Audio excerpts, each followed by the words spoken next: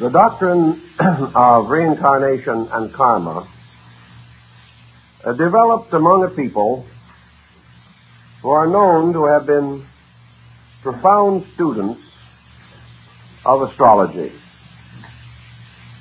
But we have certain points, I think, that we should clarify.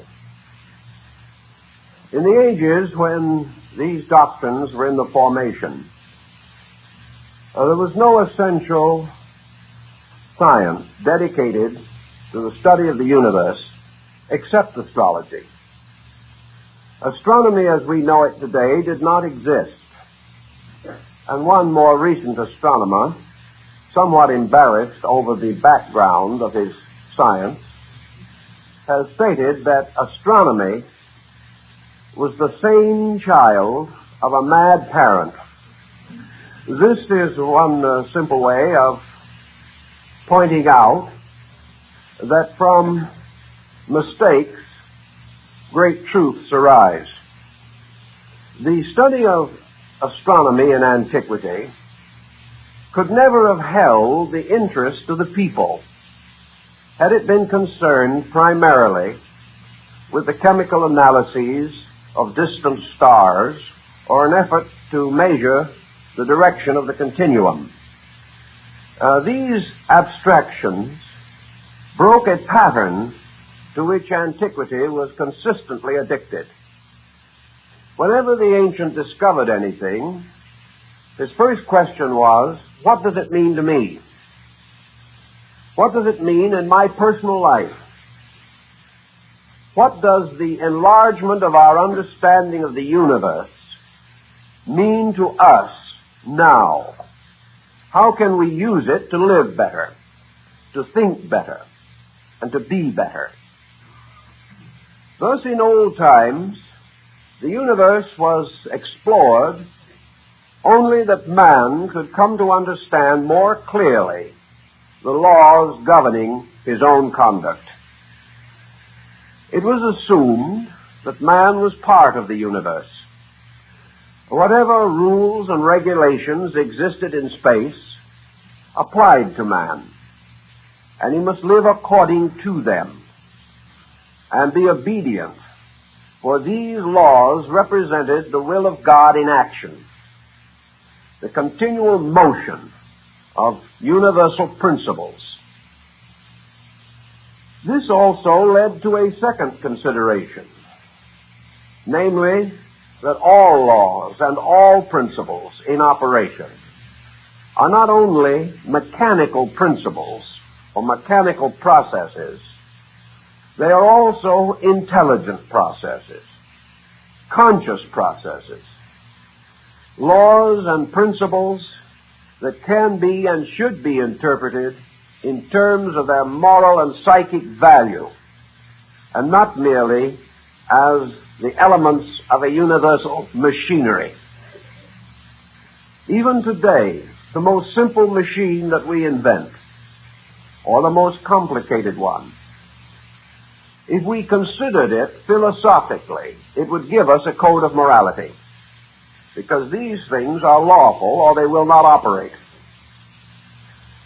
Some machines teach us cooperation. Others teach us coordination. Others reveal to us processes applicable to our own bodies, to our minds, to our souls. It is said that the early Romans, confronted with the problem of creating water supplies for great cities, patterned their system of aqueducts from a study of the arterial system of the human body. And they developed the two prongs of this, the arterial circulation and the venous circulation, creating from one their aqueducts and from the other their sewerage systems. And until they had recognized this law operating in man, they could not apply it to the needs of community existence. Thus it is that older peoples, forever observant, and building their philosophies very largely upon observed phenomena, became keenly interested in observing all that they could recognizing that in this way they could advance the social state of human society. If, therefore, we wish to take this position, I think we can say that astrology, to them, was a kind of moral astronomy. It was the psychology of the heavens rather than its physiology. It was the spiritual meaning of the sidereal complex rather than a mere attempt to penetrate the anatomy of space. Out of this moral meaningfulness, there evolved a number of related systems of thought. At a very early time, astrology seems to have formed a strong partnership with religion, something that again rather differs from our modern viewpoint on these things. Among those nations where astrology was originally practiced were the highest religious peoples and philosophical peoples existing at the time. We know that astrology developed among the Grecians, that it was more or less brought to the Romans through the contact with Greek civilization. It developed among Oriental peoples, particularly in India and China. It also developed in North Africa, in the schools of northern Egypt, as Alexandria, Memphis, and other great culture centers. As one has observed historically, no nation of antiquity ever reached a high degree of civilization without the development of a science of prognostics through the stars. Today we can say to ourselves, to what degree do these old beliefs survive? Are we correct in assuming that we have an adequate perspective either on the belief in astrology or on the belief in reincarnation and karma? I think our perspective is rather inadequate for the most part, although perhaps we are better equipped for a larger perspective than ever before in history. We can say to ourselves, who believes in astrology today? And if we are to read the popular journals against the subject, we may say very few people. If we read the publications published by various astrological groups, we can say quite a number of people. But to what degree does this concept actually exhaust the subject? I think to a very slight degree. There are still in the world a number of religions and systems, cultural and moral, which originally involved astrology. Most of these groups still involve it. And I think we can say with safety that about 350 million Hindus are at least sensitive to the astrological problem. They may not be working at it enthusiastically, but it is part of their way of life. We know, for example, that Mohandas Gandhi had his horoscope calculated when a baby, that he kept this document with him, and that in a strange way it was remarkably accurate, dating nearly all of the important incidents of his life. We also know that only very recently, in a death and replacement of a ruler in the Indo-Chinese area, that the coronation of the King of Laos was postponed for nearly a year because the planetary aspects were not propitious. These things are still happening in many parts of the world. Another vast area that is sensitive to astrology, as in the case of the King of Laos, is the Buddhist world. And while it cannot be said that all Buddhists are enthusiastic in this department, it is again part of the tradition that has been handed down to them. And it does affect the governments and the administrations of nearly 40 Buddhist nations today. So perhaps we have an area, including these and other smaller groups, of persons essentially sensitive to astrology that would probably number in the neighborhood of 1 billion human beings. Now, on the problem of rebirth or reincarnation and karma, we are working contemporaneously with about the same pattern, although I think we may say that this belief is held more generally and more solidly than the belief in astrology.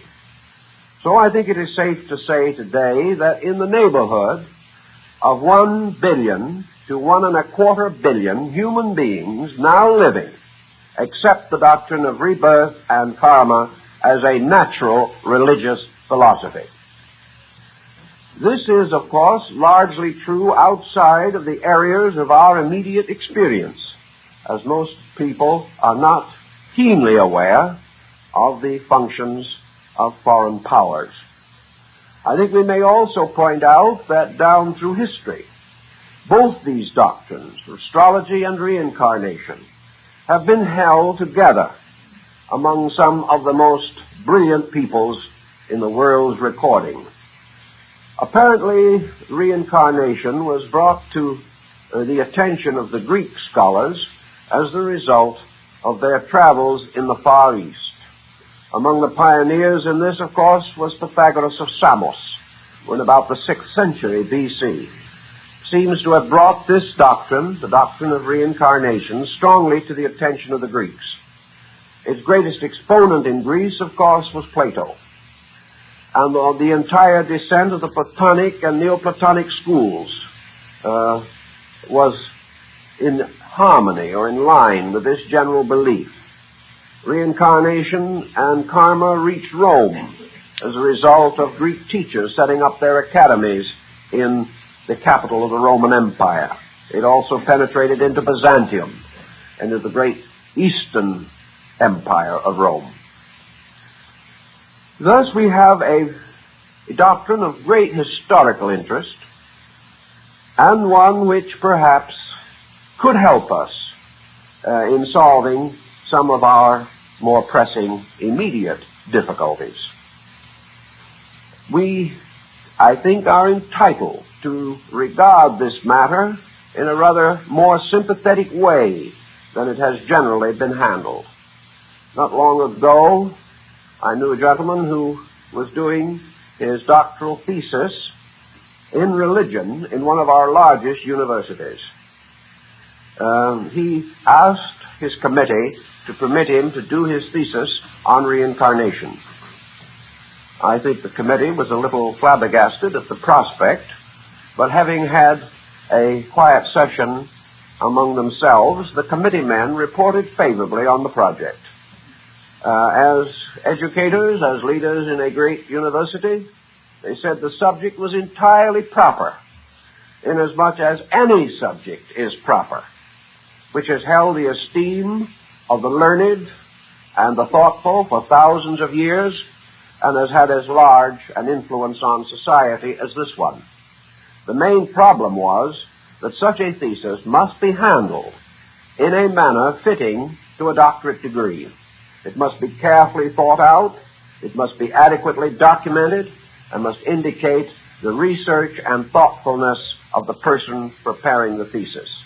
The thesis was prepared, it was of the quality necessary, and the doctorate was awarded. So you can handle these subjects, even in our unbelieving world, if you want to handle them adequately. And I think that brings us to our problem today, namely that believers in these things should not develop an inferiority complex on the grounds that they are isolated sufferers against a cruel world. Actually, nearly half the population of the world is on their side. And the main issue always is to find out what these doctrines really are, to differentiate between popular belief and serious belief, and to investigate the various imponderables in a manner that is satisfactory to a sure knowledge or a real thoughtfulness in the area under consideration. What would you say, or how shall we say, that the contact between astrology and the idea of reincarnation was first strengthened? I believe that astrology contributed heavily to it in its gradual unfoldment of the sense of the way the universe operated.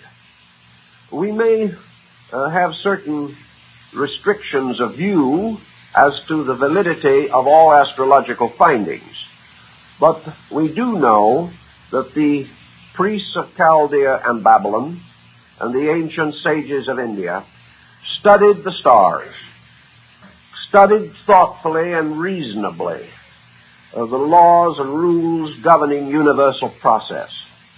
They had a great advantage in this over our way of thinking. Today, when we study, we go into a very congested classroom or a bustling library.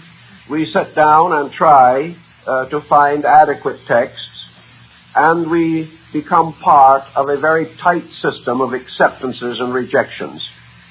It was rather different in those days.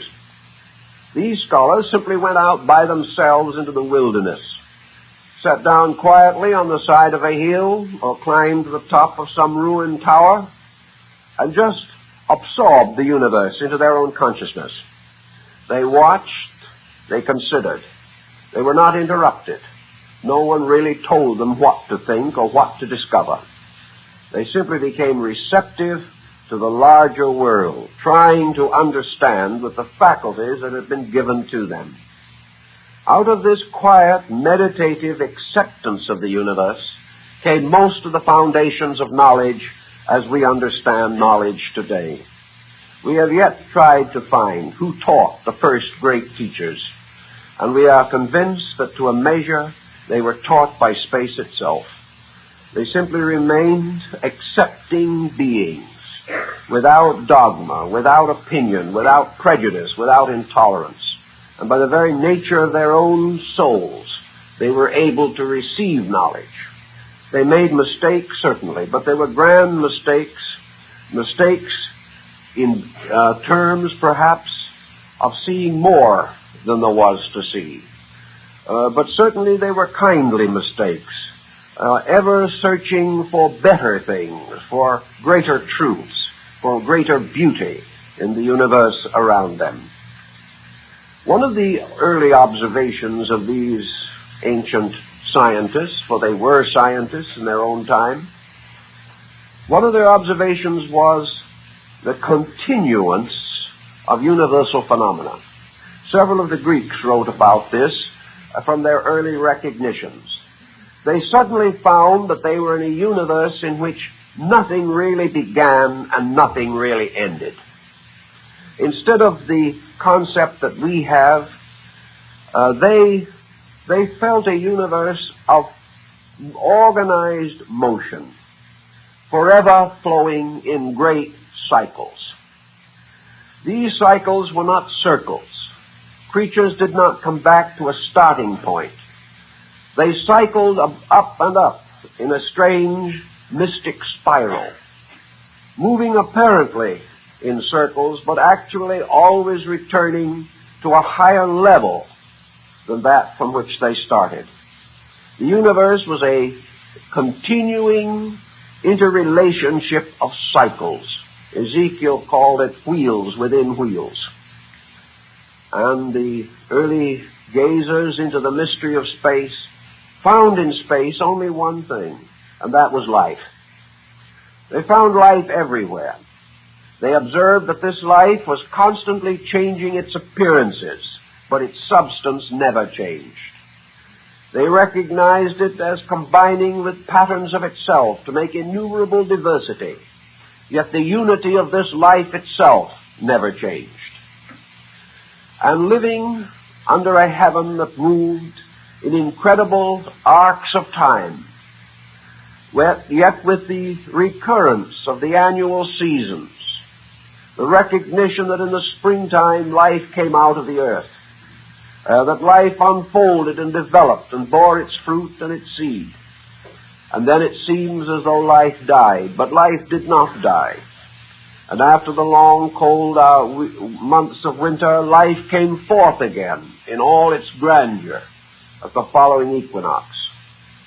Thus, the system of the universe told something of birth and growth, maturity and decline, of death and of resurrection.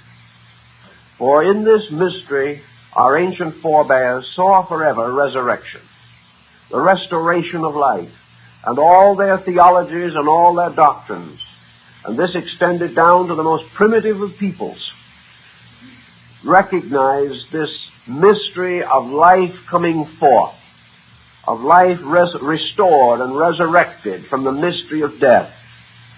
And those especially who inhabited what we call temperate zones were particularly aware of the continual program or procession of life moving on through space. It became very difficult for these ancient peoples to take death seriously. They recognized naturally that forms die, but they recognized also that trees seem to die in winter. They realized that the human body could not be preserved as the tree was, although in some areas they tried their best to preserve the body through mummification and other religious rituals. But most of all, they came to the conviction that life was a reality, and that anything that seemed to deny that reality was itself some way false or misunderstood. Thus, the doctrine of the immortality of the human soul was certainly largely sustained and supported by the study of the universe. And most of all, not only was this immortality recognized, but that it was a lawful, reasonable immortality was also strongly believed. The ancients could not conceive of anything living for no purpose. They could not accept the idea that the life of the human being was an isolated experience.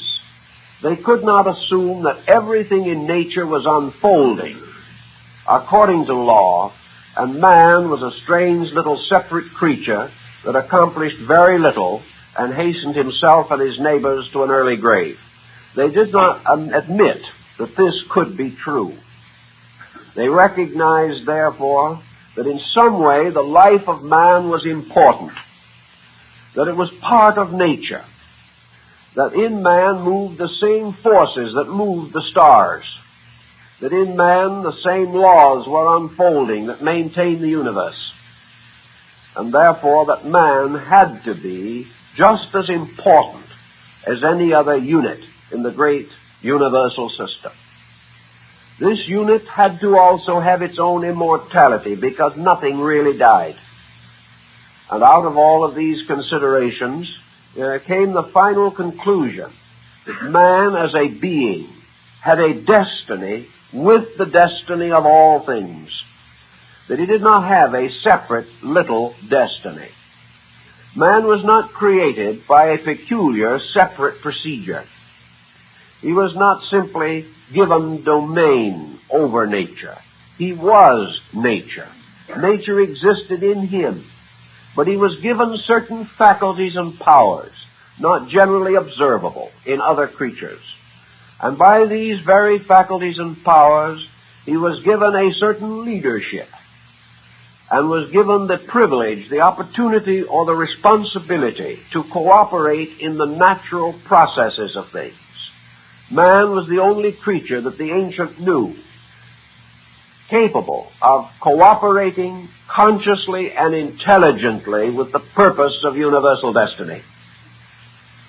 This attitude led naturally to the enlargement of philosophy and religion, morality and ethics. It led the ancients to create codes for the peculiar use of man, defining his powers and also affirming his responsibilities and his duties in nature. Now, it was a common observation, of course, that all creatures were born into a kind of nature, were born into a world that was governed by the peculiar laws which we call natural law, as contrasted rather improperly with divine law. For our most ancient forebears believed there was only one kind of law, and that this law was manifested through two expressions. one being the laws of spirit and the other the laws of matter. But they were one great pattern operating on two levels of function. It was observed by these older peoples also that if men planted according to the seasons, their harvests flourished. But if they planted out of season, the plants did not grow properly. Therefore, there was a time for all these things to happen, and that according to the timing of things, their destinies were unfolded. It was further observed by these people that in nature, particularly the plants and animals, mating was according to season, or that growth was according to season, or pollination, or the casting of seed from plants was according to season. But in man, fertility was continuous. But this does not mean that there are not certain seasons that produce their own harvests. It was therefore only a step to assume that man was a highly diversified being, and that therefore many kinds of seasons existed for him, and that he was born in one period of the year, his destiny could unfold in one way, that if he was born in another period, that he came under a different group of seasonal processes. Yet man was capable of maturing and fulfilling his destiny when born under any season. Thus seasons became not problems of life and death, but of directive, of the direction in which things move, and how rapidly this motion can be accomplished. Naturally, our forebears were much concerned with the mystery of birth. To them, a life coming into the world was subject not merely to our biological considerations, but to things seen and observed by an empiric process. One thing that the Chinese noted at an early date, and so did other people, was a physical phenomenon of rather amusing but perhaps intriguing import. Most small children, most newborn babes, have about them a strange and abstract look of age. There is nothing that looks much older than a brand new baby. It enters this world with the most quizzical and difficult expression. Although its features are yet ill-shapen, it has something about it of a meditating sage, of an ancient grandparent. It looks upon life with the pessimism of great years, even at the beginning, and expresses this pessimism usually by entering into this world in a fit of tears and howling. Also, one of the first things that happens to it when it gets here is to be spanked. In other words, it is only by punishment it seems to be able to live. All these things meant something to our remote ancestors. They were very observing. To them, all of these were symbols of some real process in nature. It was also soon observed that the small child coming into the world manifests, as it begins to coordinate, a kind of unworldly wisdom. Children are not just as ignorant and helpless as we would like to think they are. Physically, they have very little to support them, and they are born less fortunately than the average animal. But in terms of culture and in terms of innate life, the ancients observed that children had a grasp of things, a grasp of value, and long before they were old enough to reason for themselves, they were able to ask questions that their elders could not answer. Thus it seems that the small child is born into this world with a natural inquiry, a desire to know, and that gradually, by the various processes of our way of life, this natural hunger for learning is not fulfilled, but stones are substituted for food. And by degrees, this natural inquiry is blunted until the person, having reached the age of reason, begins to live unreasonably. This is the way in which we seek to solve this problem. It was inconceivable to the ancient peoples that this life in man, by which he was a living thing, was actually conferred by birth. It seemed to the ancient more definitely that this child, this little one, was more than a mere physical thing. That if it was simply physical, it would remain so. But somewhere in this newborn babe was locked the mystery of a Plato or an Aristotle or a Leonardo da Vinci or a Raphael or a Michelangelo. Something within this being, although the creature itself was small and of slight concern, yet there was within it something that could change the world. No one could know what was locked in the soul of this newborn babe, whether it be a genius or a tyrant, whether it be great or mediocre. Only time, situations, and conditions could reveal.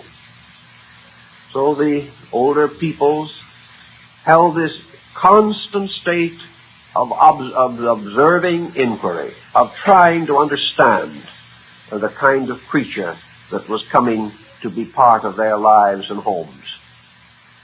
This led to further consideration of where this child could have been prior to its arrival here. Was it new? Was it something that had never existed before? Was it simply a product of the generative processes of its parents? Why did it come where it came? Why did one child come among the patricians and another among the commoners? Why was one born into the races that were dominant and another born into races that were subservient? There seemed to be no explanation for this, and yet it worked a strange and mysterious hardship upon the child. For if it was an unfortunate birth, this child was very heavily conditioned against success or against the maturity of its potentials. These things led to an effort to rationalize, to find some reason why a child was born into a peculiar destiny, why it was born into this world at all. Why, if it was born, it could not have been created by a creative fiat, the mere speaking of a word. Why this creature had to pass through all these periods of growth and development, in which it was a burden to others and itself. Why it would later fall into decrepitude.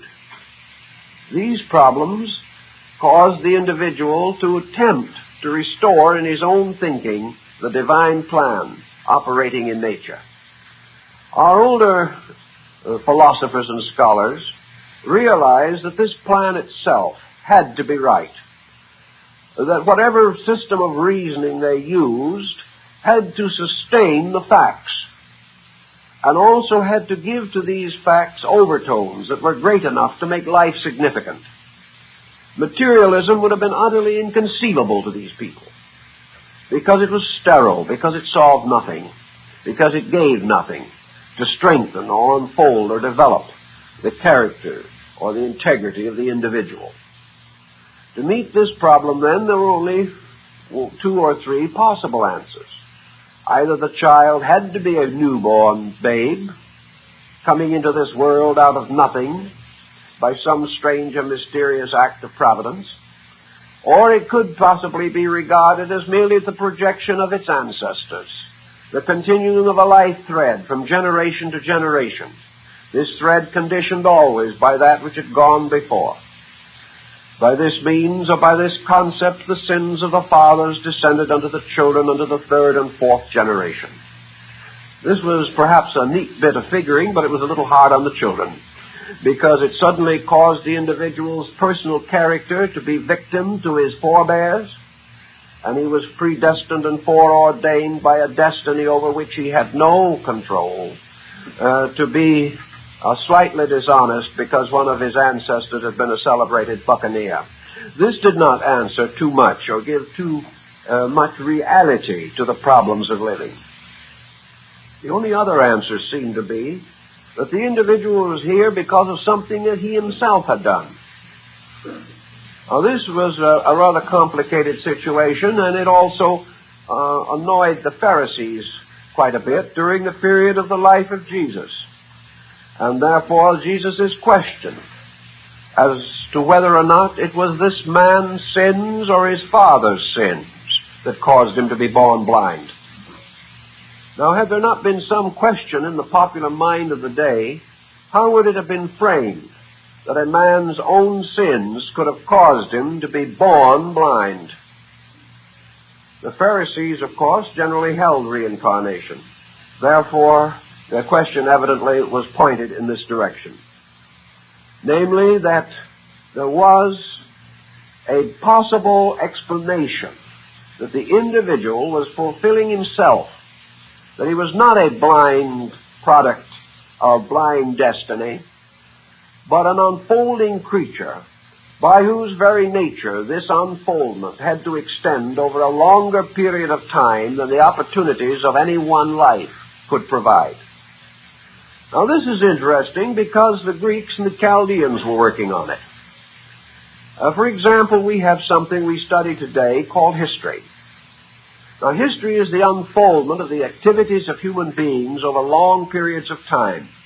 It is a record of the growth of races and of nations and of systems and of the rise of individuals of prominence. Yet most persons living today can only read history of any time except their own. Some people would kind of wish they could have been born, perhaps, in the golden age of Greece, where they could have studied with Pythagoras or Plato and Aristotle. Others would like to be born 1,000 years from now, when they hope we will have more common sense than we have today, and that our affairs will go better. One of the most common things to observe is that the individual is not quite certain that he was born in the most fortunate period. This has been common to all periods, and every generation has questioned the delight of belonging to a larger historical cycle. But if there is any importance in history, if the experience of the race from the beginning is meaningful, what does this mean? It means that humanity is moving through a vast cycle of time. There have been some recent revisions by anthropologists as to the probable age of the human being in nature. Not long ago, it was a comparatively short cycle. Today, anthropology has decided that man has been here as man not less than 1 million years, perhaps longer. It'll probably be 5 or 10 million years one of these days. We are pushing this boundary back. In any event, man is here for a long experience, and history is the unfolding of our reaction to every kind of stimuli. It is the story of the growth of our governments, the growth of our arts and sciences, the growth of our cultures, the unfoldment of our religions, and the gradual enrichment of our arts and crafts. All of these things are continually unfolding and will do so into the future. And in the midst of this, at any moment, we place man as an individual with 70 or 80 years of expectancy if he keeps off the freeways. This situation seems to mean that the individual at any one time is framed by past and present, and like an unrolling scroll, only a little part of which is seen at a time. His own life is rounded by an unconsciousness. He has no distinct relation to the past except in terms of a book he can read. He has no relation to the future except in the thought that perhaps his descendants will be better than he is. Yet how is this going to contribute to the perfection of the human being now? The only answer is that man is not going to be perfect now, according to this concept. That the human being is going to live and die as a tiny segment in a process of universal motion. What does this accomplish? Supposing there is some place in space where those who have accomplished in various ages rest on their levels of accomplishment, where somewhere in the background was a highly benevolent, very kindly, well-disposed old witch doctor. He had lived perhaps long before the age of reason as we know it. And the best he could do was rattle a few bones and say a few prayers or magical incantations over the sick of his tribe. But still he was well loved and well honored in his day. There he is. Thousands of years have passed, but he is gone. And if he is resting anywhere in space, he is still what he was. There seems to be no way of changing this. He would have a little difficulty in communicating adequately with a scholar from the golden age of Pericles. He would be a man with great erudition, great understanding, great sympathy, but with perhaps a rather limited perspective on the things that modern people consider to be essential. He would be on his level. He could scarcely really fraternize pleasantly with the witch doctor, who would not understand him, even though he might understand the witch doctor. Then there would be modern man with his arts, his sciences, his machines, his projectiles into space, his innumerable gadgets and commodities, his modern attitudes on everything. He would seem to be the apex of something, at the moment the apex of emergency, but we hope to get by. But 10,000 years from now, where will he be? He will simply be part of the experimental dust of the past. Others will build upon whatever contributions he left and hope to correct whatever mistakes he made. But he is gone. Thus man himself, in this great process, observes the total unfoldment of his species. He sees his own kind moving triumphantly from one experience to another, but actually he can never share in it. He can only share in a little thing called now. And then he is gone. And in his going, he loses all contact with what appears to be the purpose of existence. And that is the unfoldment of man. Humanity unfolds, man dies. This is one of the scientific adages of our time. The collective gradually enriches, but the individual forming the collective may perish as impoverished as he was born. Such did not please ancient thinking. They said it just won't work. If that's the way it is, we might as well all lie down now and end the process. Actually, there has to be some way in which the individual life moves with the great motion of existence. And to meet this, the ancients created the doctrine of rebirth, so that the individual, even though today he has no memory of the past, yet he was the past. This great story of history is his story. The story of an unfolding consciousness moving through the infinities of time. That man himself passes through this whole great pattern. And the duration of humanity, whether it be 1 million years or 10 million years or 1,000 million years, this duration of humanity is also the duration of the individual. That he himself is part of a great wave of life. That this life wave is forever moving. And that he moves with it. Sometimes he moves with it visibly. Sometimes he moves with it invisibly. Sometimes he belongs to that part of the wave of life which is embodied. Sometimes he belongs to that part which is not embodied. But we know there is an unembodied part because it is forever producing bodies. Therefore, man belongs either to the production or to the power which causes production.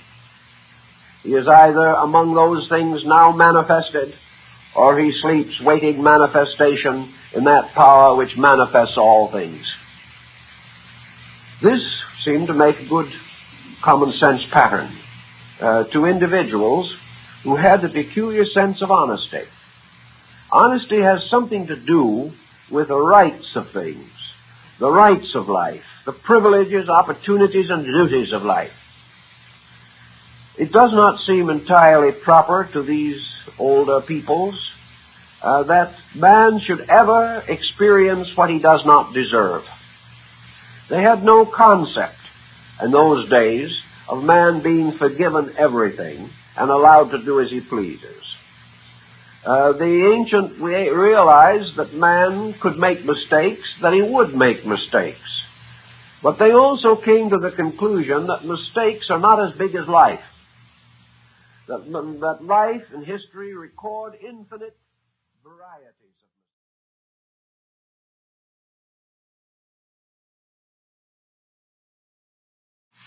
Some have been despots, some have been fools, but life goes on. Therefore, the mistakes man makes are little things, but his life is a great thing, the only thing that endures. He can hurt himself, he can squeeze himself into a philosophy unfit for him, he can injure his own character, he can bring down upon himself the punishments of society, he can commit crime for which he must in due time do penalty, but he cannot destroy the life in himself. This has to go on. He cannot destroy it, nor can anyone else. For if any human being can destroy the life in any other human being, there is no justice in the universe. And the ancients, seeking ever for justice, could only come to the conclusion that justice was possible because there could be no accidents. Nothing that appeared to be accidental could, in the final analysis, interfere with the basic program of the infinite unfoldment of life. Most ancient peoples never attempted to define the ultimate. They did not know or could not tell where man was going. The only thing they could believe was that man was getting better, and that whatever he built, he would build continually from greater insight and greater experience, and that at the remote ends of things, man would come to the fulfillment of his potential, which means that he would be capable of a continuing virtuous existence in place or in space, in time or in eternity. Obviously, this began to move in terms of inquiry. Ancient man began to try to understand in some way this plan and how he could cooperate with it. For in old times, men liked to think of cooperating with the universe. They liked to have the idea that they did obey, rather than that they had freedom to be disobedient. They had already observed that this freedom for disobedience led only to tragedy. The great moral structure of the human race was created before men could read or write, but was created out of the continuing observation of the experiences of existence. So man came at least into this world at a time called birth. Whether it was his first birth or his 500th birth, he was here. He came here not, however, entirely helpless in character, perhaps more helpless in body. And as body began to grow, it seemed to provide greater means for the expression of the life within it. And no matter how much man grew, this life grew also, giving him a continual power to direct his own character and his own conscience, giving him the incentives and the dreams and the ideals to build a better world for himself and others. Thus it was life growing through body that became the redeemer of the race, became the hope of glory for all the children of the earth. And when the time came for the child to make its appearance in this world, it was customary to bring the physician, or at least to make careful note in the ancient water clock or whatever system was used of the time of this birth. In an important birth, certainly the physician was present, and the physician was also the astronomer. He carefully noted the hour, the minute, and the time by the best methods available to him.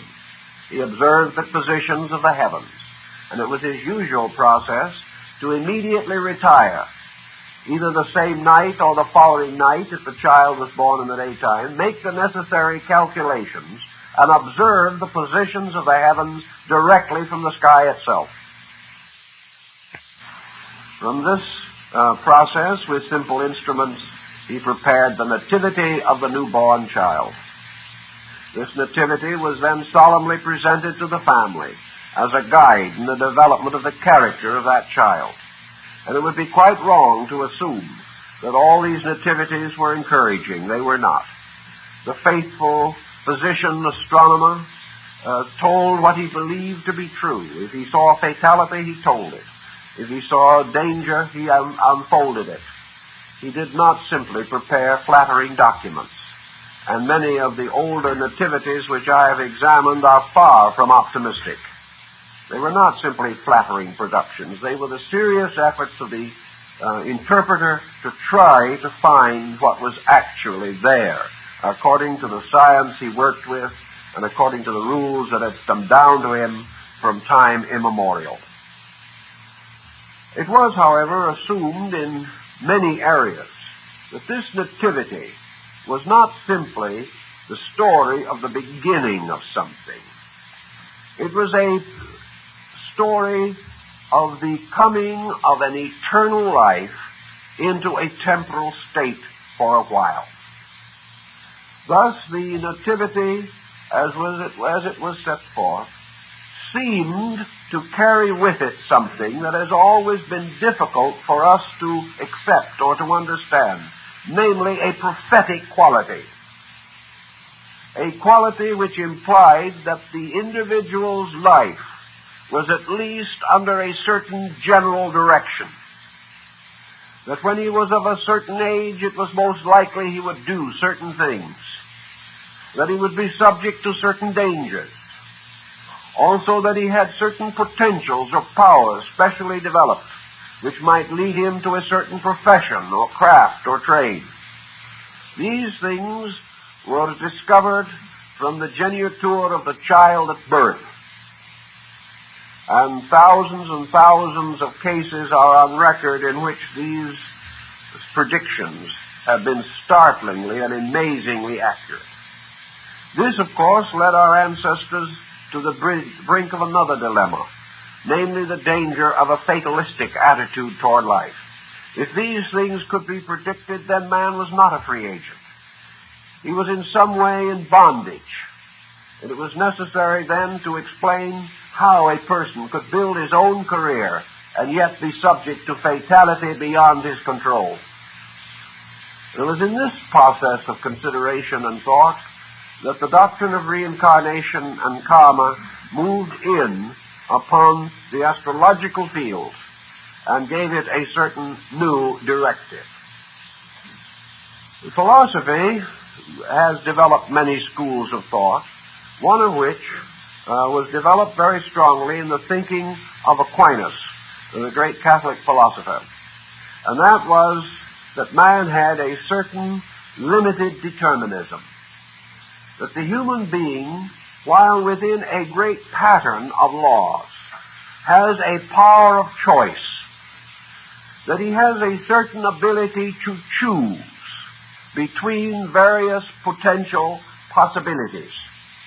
That he may choose to go in or to the house or not to go into the house, to cross the street or not to cross the street. He has this power to choose certain things, which led Ptolemy of Alexandria, the father of modern astrology, to declare that the stars impel but do not compel. This limited determinism, however, this power to choose, is not quite as general as we might suspect, because while we have the power to choose, we must choose with such powers of mind as we have. An individual cannot choose that which he has never heard of. He cannot or will not choose that for which he has a definite distaste. He will not choose that which is contrary to his inclinations or his convictions, except perhaps in a great emergency. But even in an emergency, his own determinism has something to say. Even in emergency, the individual can only meet this emergency with what he is. He cannot meet it with what someone else is. Thus, out of his own psychic integration must come this power of limited determinism, which probably really means that he hesitates, weighs, comes upon certain conflict in his own nature, straightens this conflict the best he can, and finally reaches the only decision possible considering what he is. Thus, what he is must always be the principal factor in his decision, even though it may appear to be a complete product of free will. It is not free will. It is only the possible decision that he can make in the face of all that he is, all that he has been, and all of the factors that have become involved in his personal psychology. But if the individual facing the future of life is regarded as being born as an individual, born at some point in the midstream of his own actual existence, and that therefore he is the coming into manifestation of a being that has manifested before and will manifest again. Therefore, that we are measuring a cycle in the life of a being that is a being. And astrology does try very definitely to point this out, because on the day of the child's birth, its general natural aptitude may be determined. Whether or not it is fitted for art or science may be determined. Whether it is going to be healthy or perhaps a precarious constitution is also determined. Consequently, the individual is born with a character, born with a destiny, born with a condition. And the only way in which this can be honorably and honestly true is that this individual is born at a certain stage in the growth of himself, and that therefore behind him are things which he has done, before him are things which he has not done, and according to the degree of his own integrity, he comes in strengthened or weakened in resolution and capacity. As the chart is able to distinguish these differences, the ancients assumed it to be quite natural that such differences existed, and that human beings should be different must imply that they have a reason for this difference, not merely the whims of nature or the biological or chemical imbalances of their ancestors. There has to be a reason why the person is that person. It has not only to be a good reason, it has to be a valid reason. And most of all, this reason must glorify the universe, justify universal law, and present the individual with nothing but that which is honest, reasonable, and proper. The individual cannot have as a reason that he is a victim of providence. He cannot have as a reason that he was born to suffer. He cannot have as a reason that he is merely doing penance. He has to have a reason which leads to a greater degree of good. The law of karma, coming in with this same situation, has been a little difficult for many people. And yet many who have come upon it for the first time have sensed the strange integrity with which it is enriched. The law of karma is simply the law of cause and effect applied to the moral growth and conduct of the individual. It means that conduct is a result of previous conduct, that future conduct will arise from present conduct. It implies furthermore that the individual coming into life brings with him both his accomplishments and his debilities, brings in his understanding and his lack of understanding, that in some mysterious way he begins life where once he left it off, and must now continue to experience those forms of growth and meet those challenges of character which perhaps he was inclined to reject at some earlier time. A great number of individuals sort of feel that death is a release from the problems of existence. By the time they've had 60, 70, or 80 years of this world, rest looks rather tempting. But there is a certain weariness. And also some people get themselves into such incredible situations that little short of death can get them out of it. But these situations, which they hope to thus solve, by cutting the Gordian knot of life itself, or these debts left unpaid to be assumed by others, or these poor judgments which have affected the lives of others. Somewhere, sometime, the individual has to pick up the threads of his own insufficiency.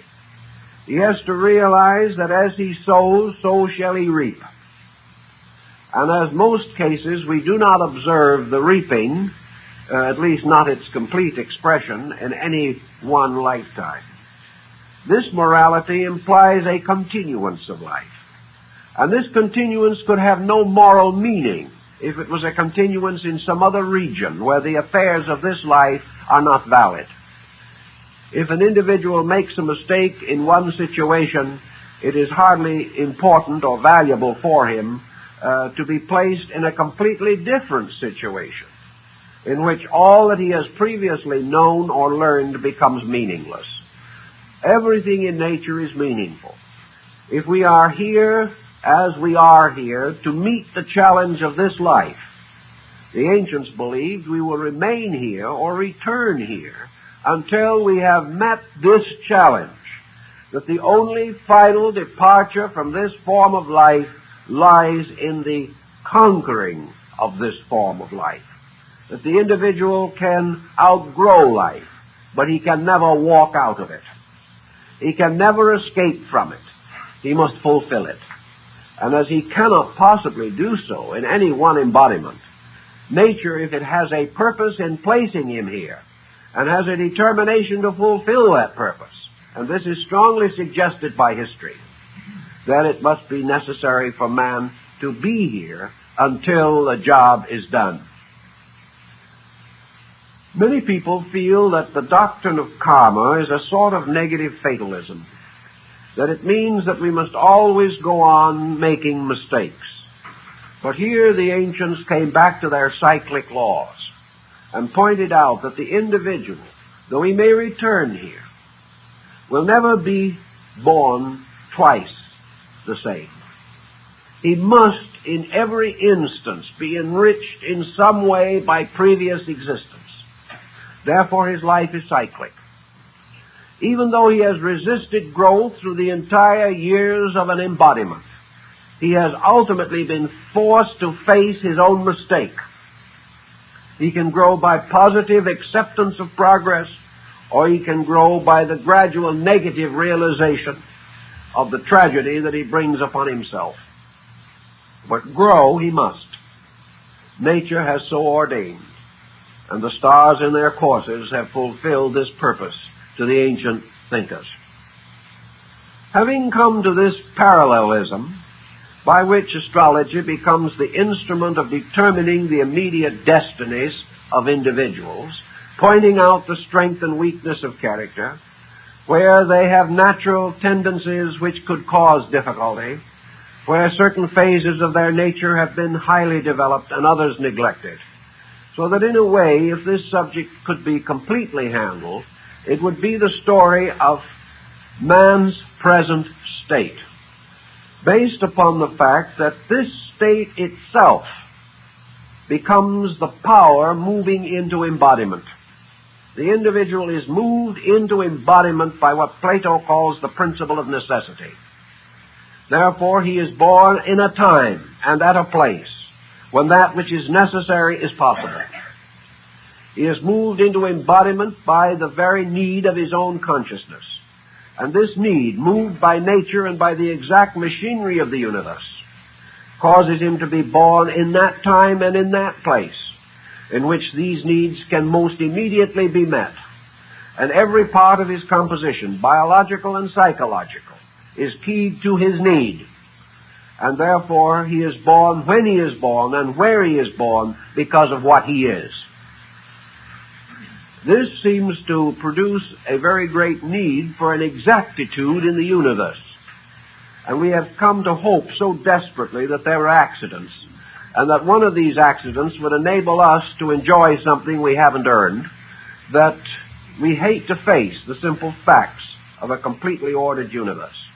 But if we look out into space, to the immense galaxies of life evolving there, if we look down through a microscope into the infinite diversity of minutiae, if we study the cellular structure of our own bodies, if we examine the structure of the atom and the electron, we must finally come to the realization that in nature an exactitude is always possible, that a complete and entire accuracy, a complete and perfect integration of all values is the common and natural expression of nature's way, that nature in the construction of forms moves by a skill and wisdom which transcends imagination, and that in the infinite life which nature sustains, there is evidence of infinite law, infinitely manifesting. So the problem of getting a human soul to the place where it belongs would no more tax nature than we would find nature unable to cope with the rotations and axes of atoms. Thus, these problems present no real difficulty if we assume in nature an absolute law, absolutely operating. It wasn't long in the course of the struggles of things that the doctrine of reincarnation and karma began to intrigue the astrologer in another way. Would it be possible, is it conceivable, that from the chart of the individual, he would be able to tell something of where it came from and something of where it might be going? In India, this is a common procedure. And in Eastern astrology in general, the problem of a previous embodiment is assumed to be a correct or proper astrological consideration. On what ground would this be regarded as valid in the terms of astrology? It is not valid only in terms of astrology, but theoretically, in particularly ancient thinking, it would be valid of any form of character analysis.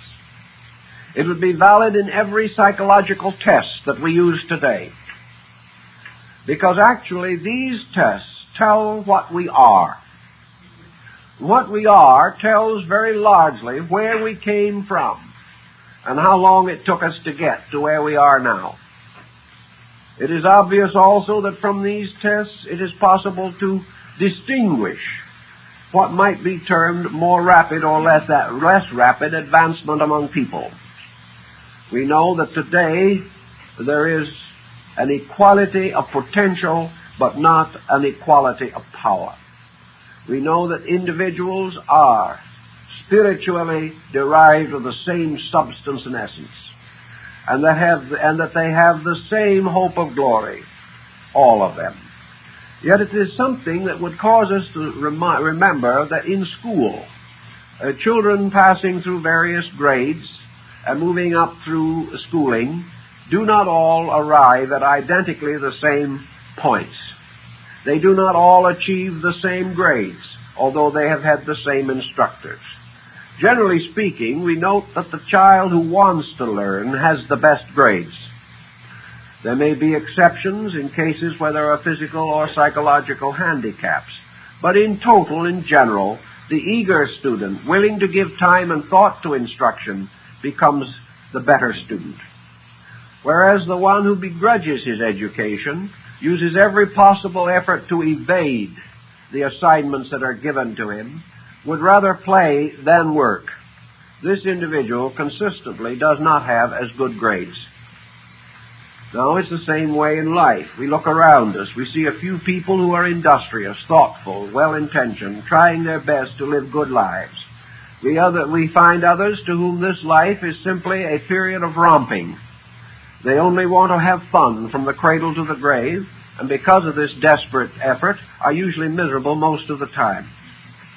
We know that in all probabilities in the past, some of us were pretty eager students and others were a constant problem to the truant officer or his equivalent.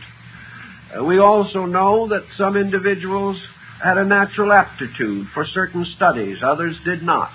And now we observe these markings in the newborn child. We are unable to explain why a great musician should arise in a family which for 5 generations has never been able to carry a tune. We have no way of knowing or understanding how it is that from some great and noble family of long and illustrious ancestry and of every opportunity have come some of the most highly schooled morons we have ever produced. We have no reason of knowing or understanding why the privileged do not avoid crime, why the underprivileged can attain virtue.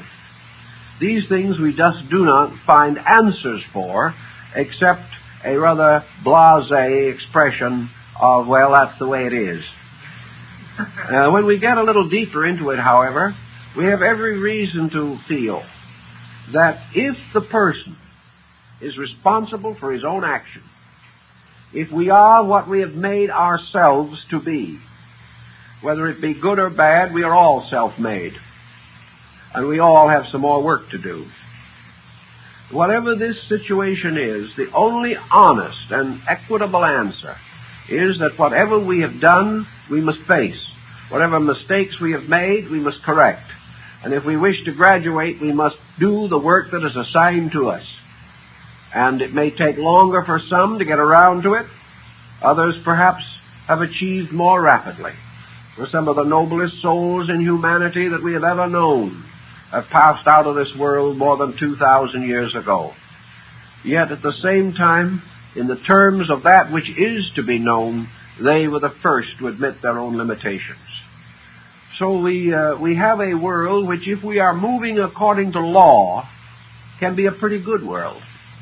A world of fairness and justice, and a world that might be of great value to our modern thinking. I have a strong suspicion that the present generation could truly become aware of the principles of reincarnation and karma, and would accept these as basic doctrinal facts.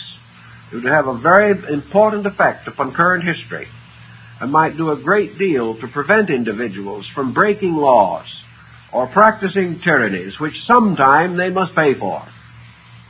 It is this wonderful hope of modern man that he is going down to the quietude of the grave, and that his honors will be here, and that he has no future to worry about or to fear, that allows a great deal of despotism to flourish among us. If the individual, if the dictator, the tyrant, knew that he had to live it out in space and eat it out in his own heart, he wouldn't be worried about the strength of his enemies. He would be worried about the weakness of himself. And this would be a most desirable situation. I think it would do, for instance, Mr. Khrushchev, Mr. Castro, a world of good if they suddenly became devout followers of reincarnation and karma. And it might do quite a little good to some of the people who are under the influence of these men. And it wouldn't do a bit of harm either for a large number of our own industrialists and economists and political leaders to be indoctrinated with the same ideas. I think it might cause the foundation of something we very much need, and that is a lasting peace. Because it is only the lasting peace that can bring peace to the human soul. It is only when we find the answers to right conduct and move quietly with nature that we can flow back into birth with a kind of destiny that will give us a happy, serene, and secure existence. It is perfectly possible to be happy in this world, but you have to earn the right. And you have to earn the right by graduating from a school of misery, a school that is based simply upon ignorance and compromise. So I think these old ideas could have some meaning for us right now. In Eastern astrology, the effort has been made to indicate how this particular problem could work. And for those who are a bit astrologically minded, we can say that in the traditional forms of astrology has many schools today, but in the traditional forms that have come down to us from the past, the ascendant, or the so-called first house of a horoscope, the sign ascending on the eastern horizon at the moment of birth, is said to be the ruling sign of that chart, not the sign in which the sun is located according to the birthday. On this eastern angle, therefore, the ancients and the East Indian astrologers placed what they termed the now point. At the moment of that ascendant, we were born. And we were born into the present life of ourselves. We were born into the present cycle of our experiences. And into this cycle we brought something. No one comes empty-handed into this world. We all bring something. We all bring some potential.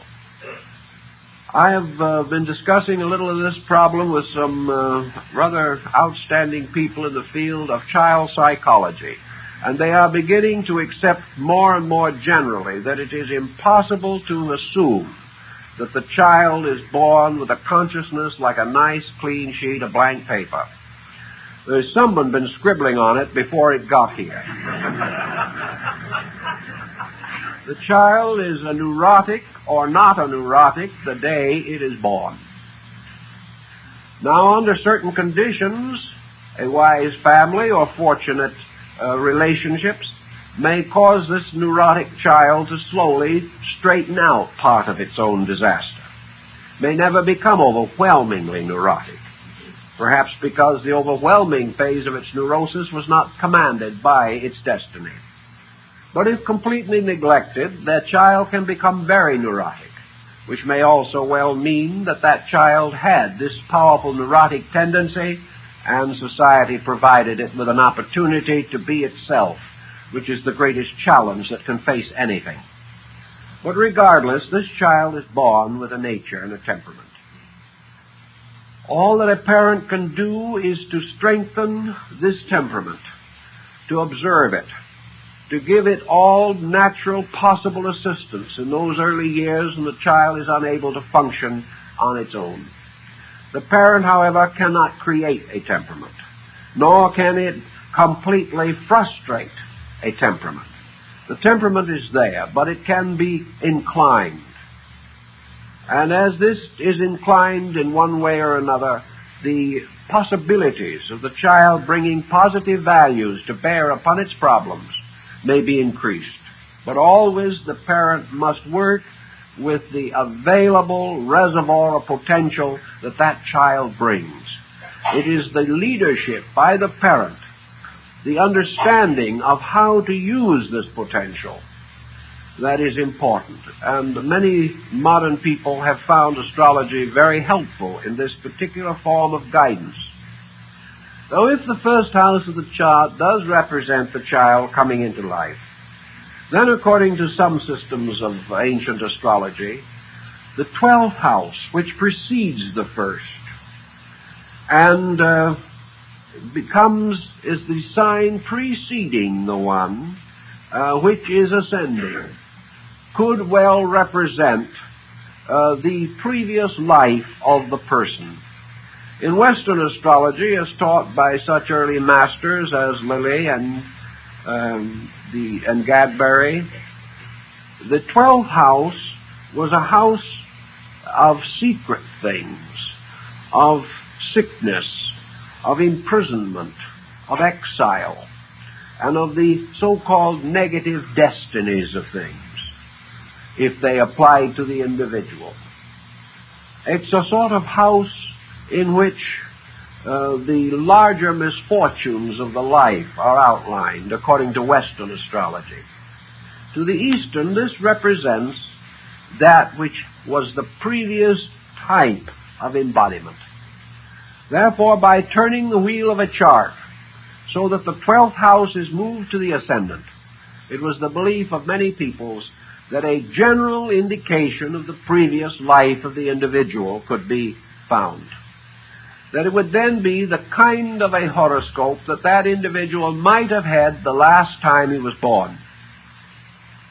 That at least it represents to a degree that which has gone before, because the 12th house represents the submerged part of the present character. Therefore, it was this submerged part which must have previously been objective, or upon which the individual built all of his previous existence. Thus, in a way, we can get the concept of what the challenge might have been, how we could have failed or how we did succeed in the unfoldment of character. Also, that here lie certain potentials, both of strength and weakness, which unless we do something with them will continue to haunt us.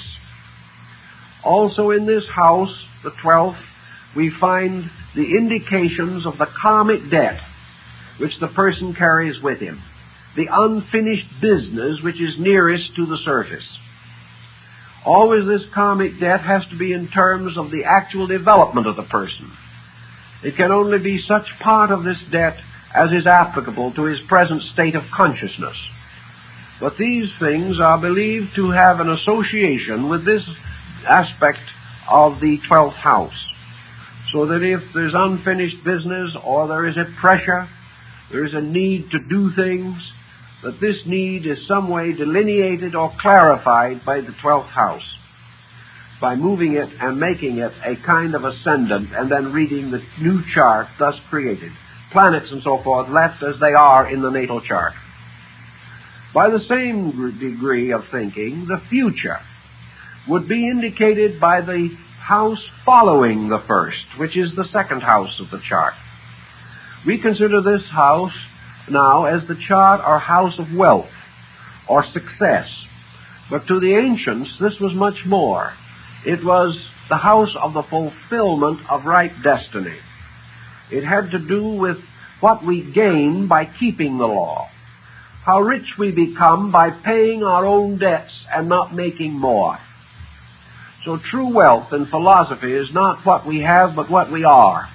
And this is determined as part of the wealth concept, which, of course, in Europe got entirely sidetracked, so that it only came to mean how much money you had in the bank.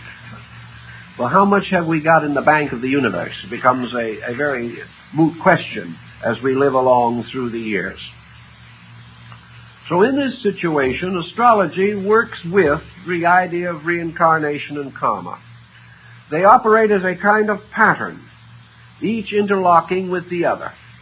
And if we use either, we can gain a greater insight into the other, because we can recognize the great precession of life, the great motion of ages. We can say to ourselves, perhaps great cultures come back. Great racial motions are reborn because the entities in them, much of the same quality, move on very closely the same time cycles.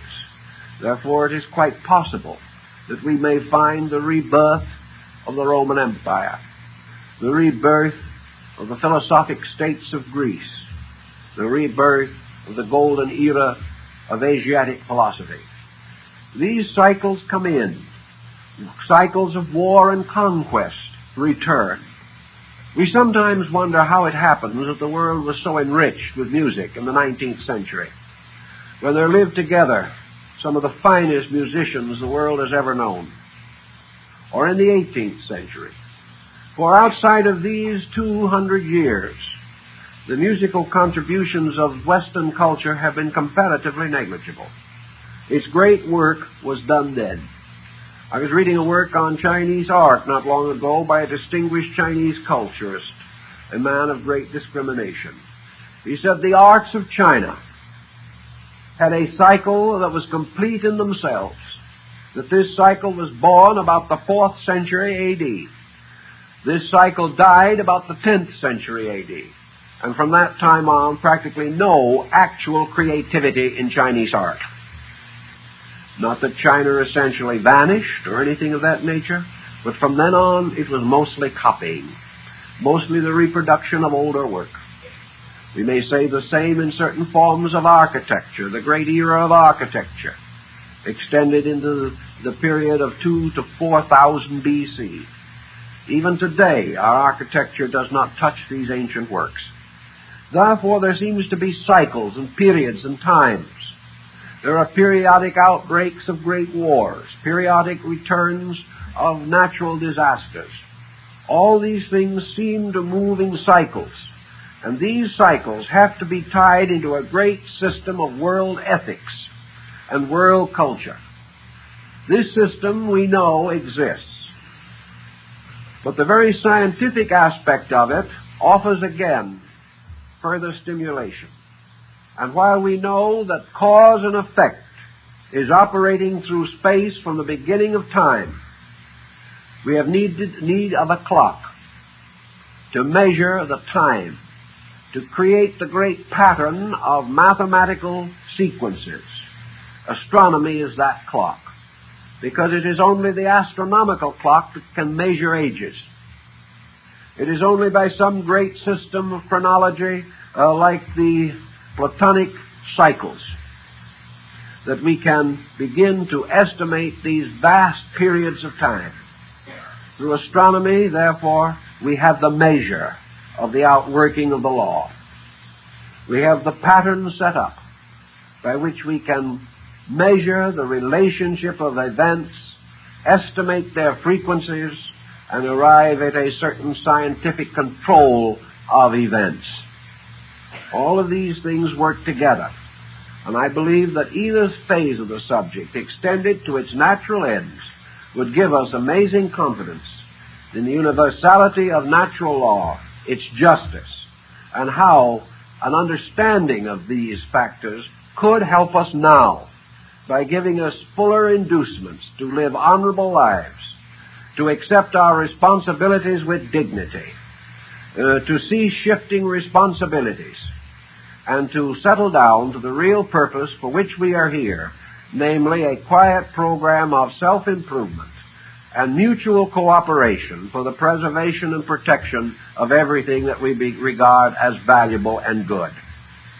By such a simple scientific pattern, with its ennobled background of great dreams and convictions, a scientific law based in idealism and not in materialism, a great pattern recognized as the production of a universal mind, all wise and all good, and not merely the result of humanistic accidents.